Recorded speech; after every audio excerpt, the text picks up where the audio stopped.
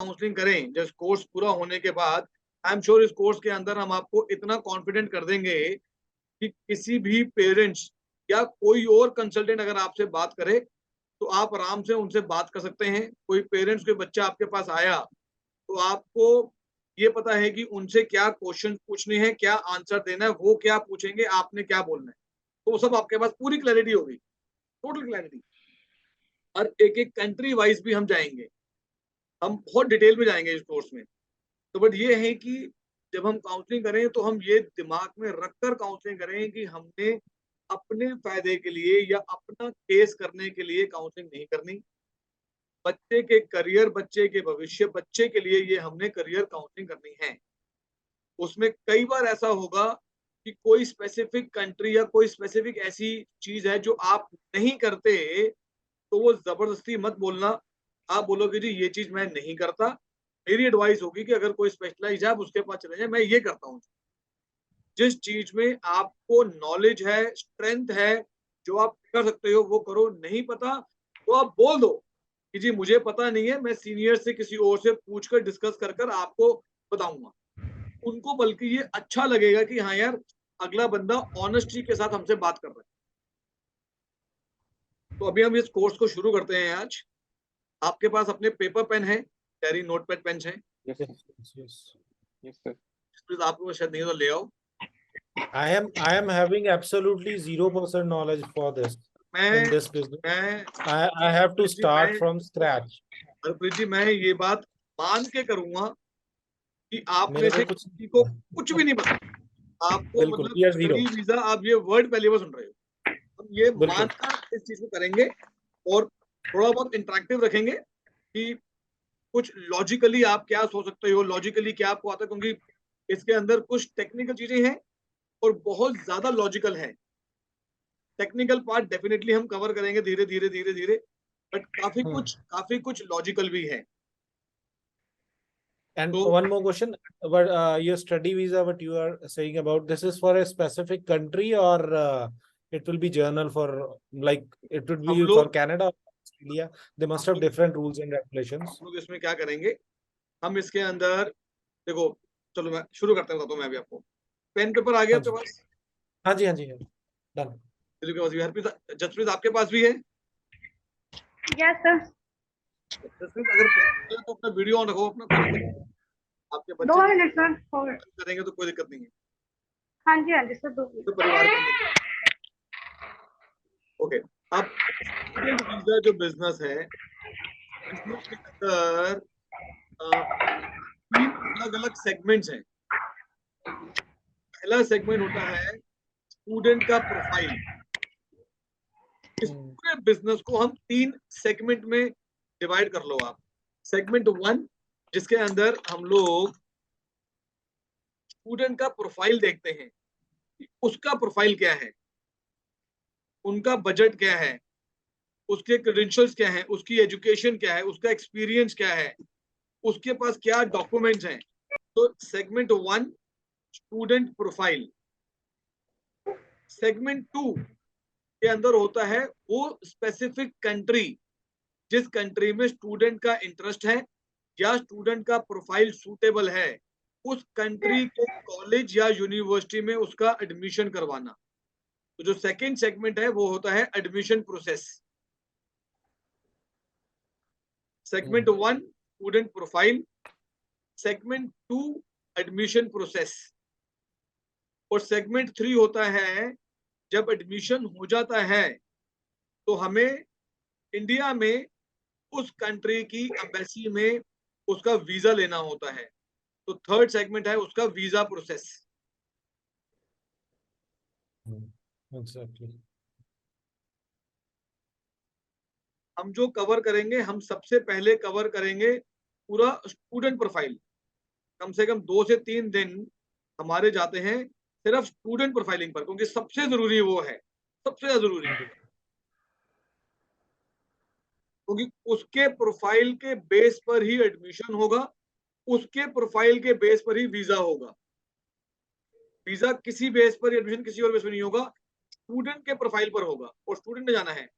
तो कम से कम 2 दिन, हो सकता है कि शायद तीसरा दिन भी हमको सिर्फ स्टूडेंट प्रोफाइल को समझने में लग जाए, डिपेंडिंग कि आपके कितने क्वेश्चंस हैं। और फिर हम जब एडमिशन पे जाएंगे तो हम हर कंट्री जिसमें हम यूएस कवर करेंगे, ऑस्ट्रेलिया कवर करेंगे, कनाडा कवर करेंगे, यूरोप कवर करेंगे, तो हम ऑलमोस्ट हर कंट्री के एडमिशन क्राइटेरिया, एडमिशन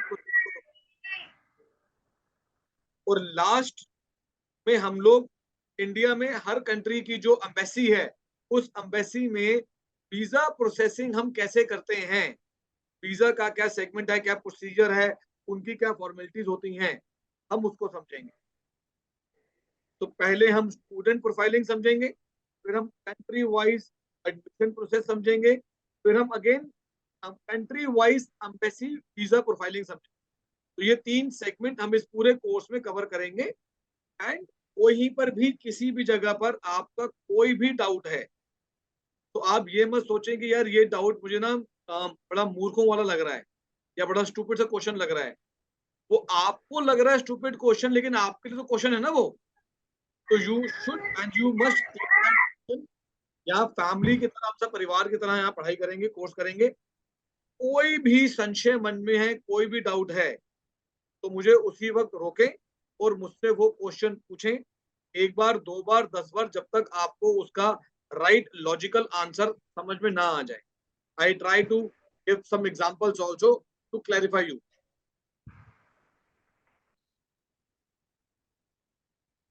सो अब हम जा रहे हैं पहले सेगमेंट के अंदर, जो था हमारा स्टूडेंट को लेकर ही। तो अभी हम सिर्फ इंडिया में घूमेंगे और इंडिया में स्टूडेंट से रिलेशन के अंदर सारी डिस्कशंस करेंगे हम। तो पहली चीज, इंडिया में 2 तरीके से होते हैं पासपोर्ट। एक होता है ECR पासपोर्ट और एक होते हैं ECNR passport.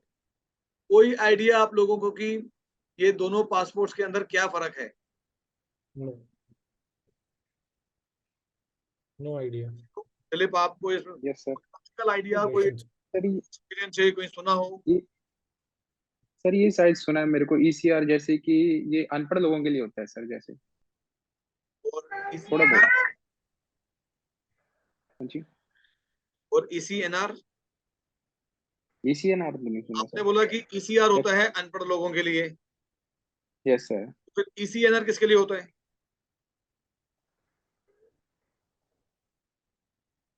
Immigration check not required. Okay, no idea. इसमें इमिग्रेशन की नहीं, अगर नहीं पता तो बोल दो नहीं पता। कुछ कंट्रीज का होता होगा, लाइक इंडिया से अगर मैं यूके जाना तो मुझे इमिग्रेशन करवानी पड़ेगी।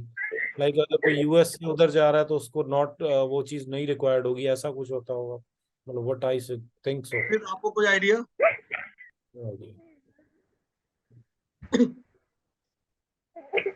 जसप्रीत, कोई आइडिया आपको? जसप्रीत, मेरी आवाज आ रही है आपको? No sir. हाँ जी, नो सर। मेरी आवाज आ रही है? हाँ जी सर, आ रही है, कोई बट आइडिया? No idea. अच्छा, कोई आइडिया नहीं। Okay, no sir. ये जो पासपोर्ट्स होते हैं ये इंडिया में होते हैं। आपके पासपोर्ट के लास्ट पेज पे, जहां पर आपके फादर मदर नाम होता है, उसके ऊपर अगर आपका पासपोर्ट ECR होगा तो आपके पासपोर्ट के लास्ट पेज, जहां पर पेरेंट्स के नाम या एड्रेस होता है, वहां पर लिखा होगा इमिग्रेशन चेक रिक्वायर्ड। और अगर ECNR होगा तो उसमें कुछ नहीं लिखा होगा। इन दोनों में डिफरेंस क्या है? दोनों ही इंडियन पासपोर्ट है, रिपब्लिक ऑफ इंडिया से इशू होता है गवर्नमेंट से। मंत्री जैसा, सॉरी दिलीप, जैसा आपने बोला अनपढ़ लोगों के लिए, तो थोड़ा मैं इसको करेक्ट करता हूँ। इसको हम अनपढ़ तो नहीं बोलते, हम कह सकते हैं, राइट वर्ड यही है, लेकिन इसको समझ लो कि किसी की भी इंडिया में अगर एजुकेशन 10th से नीचे है 10 से नीचे और उसने अपना पासपोर्ट बनवाया है तो वो ECR पासपोर्ट बनेगा। मैं समझाऊंगा उसको थोड़ा और डिटेल में। मान लेते हैं कि आप लोगों के पास आज की डेट में मास्टर्स डिग्री है और आज आप लोग अपना पासपोर्ट बनवा रहे हो, तो जब आप पासपोर्ट का फॉर्म भर रहे हो तो पासपोर्ट का फॉर्म भरते वक्त आपने अपने एजुकेशन को वहां पर मेंशन नहीं करा। आपके पास मास्टर डिग्री है, PhD की डिग्री है, डॉक्टरेट की डिग्री है, लेकिन आपने पासपोर्ट बनवाते वक्त अगर अपना एजुकेशन मेंशन नहीं करा तो आपका पासपोर्ट भी ईसीआर बनकर आएगा। और अगर किसी के पास भी मिनिमम 10 या अबव की एजुकेशन है तो उसका पासपोर्ट ईसीएनआर बनकर आएगा। इसका मतलब ये होता है कि भारत सरकार ये बात कहती है कि जी आप अगर कहीं विदेश में जा रहे हो और उस विदेश कंट्री के अंदर आपको जो पेपर्स आए हैं आपको उन पेपर्स को पढ़ना नहीं आता और आपको कोई झूठ बोलकर लेके जा रहा है और आपके साथ धोखा हो जाए तो उसके लिए भारत सरकार ने एक डिपार्टमेंट खोला हुआ है, इमिग्रेशन चेक डिपार्टमेंट।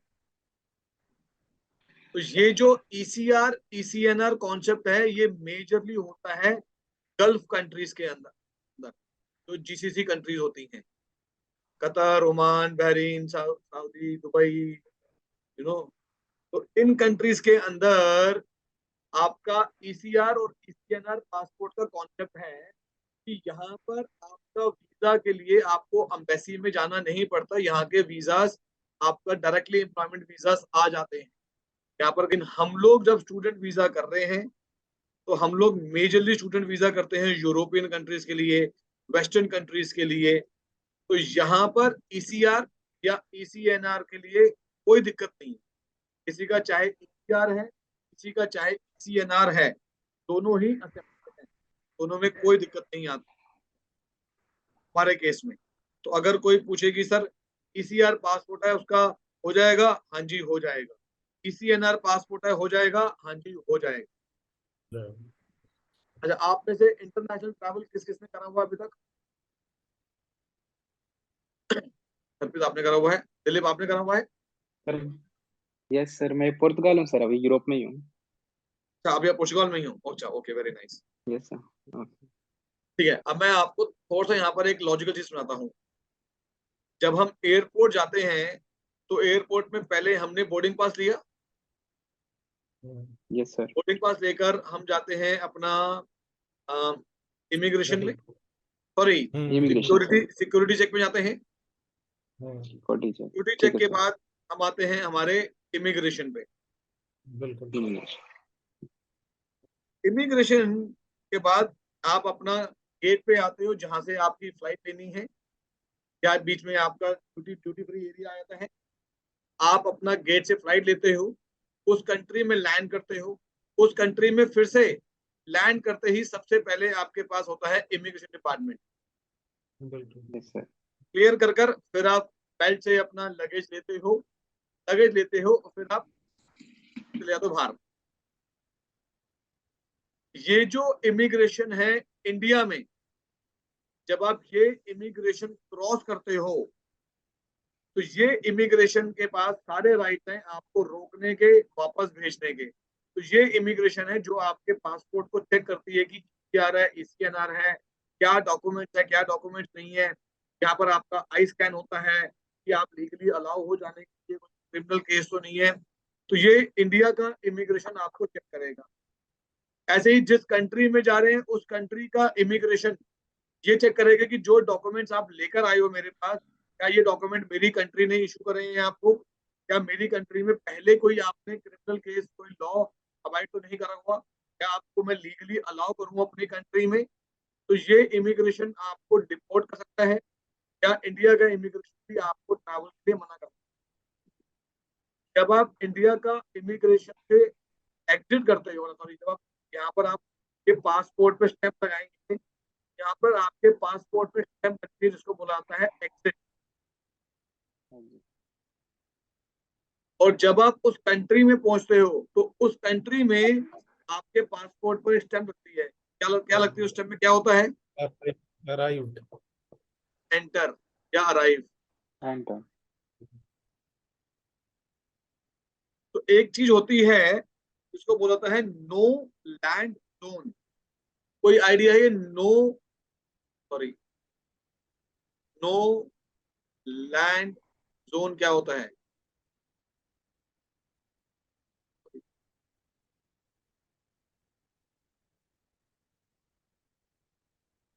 ये नो लैंड जोन क्या होता है, कोई आइडिया? यहाँ जो मैं लिख रहा हूँ ये आपको दिख रहा है क्लियरली? दिख रहा है, Yes, दिख रहा यस है। सर। ये नो लैंड जोन क्या होता है, कोई आइडिया है आप लोगों को? No. सुना है वर्ड?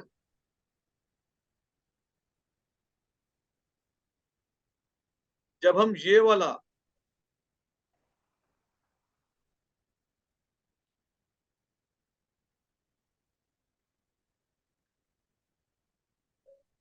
वन सेकेंड, तो जब हम लोग इंडिया से हो गए एग्जिट और उस कंट्री में हो रहे हैं एंटर, तो ये जो जगह है ना, क्योंकि इंडिया से आपका इमिग्रेशन का आपको कर दिया एग्जिट, इसका मतलब कि इंडियन गवर्नमेंट के रिकॉर्ड में अब आप इंडिया छोड़ चुके हो, अब आप इंडिया में नहीं हो, आप इंडिया से जा चुके हो एग्जिट, और अभी तक दुनिया की किसी भी कंट्री में आपने एंट्री नहीं ली है अभी तक। हम्म। एक कंट्री से आप एग्जिट हो चुके हो, उसके रिकॉर्ड में आपने वो देश छोड़ दिया है, आप उस देश जा रहे हो वो लिखा हुआ है, लेकिन आप उस देश पहुंचे नहीं हो अभी तक। और उस देश में जब तक पहुंचोगे नहीं, जब तक उस देश में आपको एंट्री आपके पासपोर्ट पे नहीं चढ़ेगी, उनके रिकॉर्ड में नहीं चढ़ेगा, तो ये जो एरिया होता है, इस एरिया को बोला जाता है नो लैंड जोन। सो कई बार आपने देखा होगा या सुना होगा कि कई लोग असाइलम ले लेते हैं, रेफ्यूजी बन जाते हैं, या इलीगल एंट्री लेके पहुंचे होते हैं, अपना पासपोर्ट फेंक देते हैं। वो क्या होता है, वो लोग इस नो लैंड जोन में जैसे ही पहुंचते हैं, तो वो पहुंचकर अपने पासपोर्ट के अपने डॉक्यूमेंट को सब फाड़ देते हैं। अब उनके पास कोई हम्म। रिकॉर्ड नहीं होता कि ये कौन सी कंट्री से आए, कहाँ से गए, क्या हुआ क्या नहीं हुआ, कोई रिकॉर्ड नहीं है। अब आप जिस कंट्री में पहुंचे हो उस कंट्री को ये पता ही नहीं है कि आप आए कहाँ से हो, तो वो नो